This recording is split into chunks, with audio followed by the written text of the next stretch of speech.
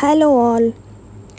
ఈ వీడియోలో చూపిస్తున్న విజువల్స్ అయితే ఒరిజినల్వి కాదు, బట్ మీకు కంటెంట్ అర్థమవడం కోసం నేను ఇక్కడ ఈ విజువల్స్ని చూపిస్తున్నాను. మనకి మొన్న మయన్మార్లో ఎర్త్క్వేక్ వచ్చాక సైంటిస్టులు అయితే జపాన్కి కూడా ఎర్త్క్వేక్ వస్తుంది, ఇది చాలా పెద్దగా వస్తుంది కాబట్టి మెగా క్వేక్ అని చెప్పారు. మోస్ట్లీ 3 lakhs పీపుల్స్ ఎఫెక్ట్ అవుతారు, అంత భారీగా ఉంటుందని చెప్పారు.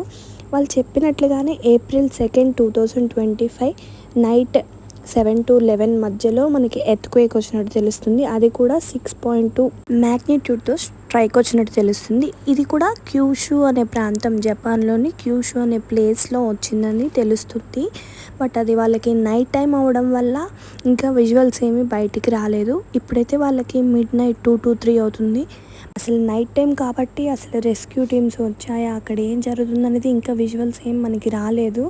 మనకి మయన్మార్లో వాళ్ళకి డే టైంలో వచ్చింది కాబట్టి వాళ్ళకు వెంటనే అర్థమైపోయి బయటకు వచ్చారు. బట్ ఇక్కడ నైట్ టైం చాలామంది నిద్రపోతూ ఉండొచ్చు, ఆ టైంలో వచ్చింది. అదే ఇంకా విజువల్స్ కానీ మనకి ఇంకా న్యూస్ కానీ తెలియాల్సి ఉంది.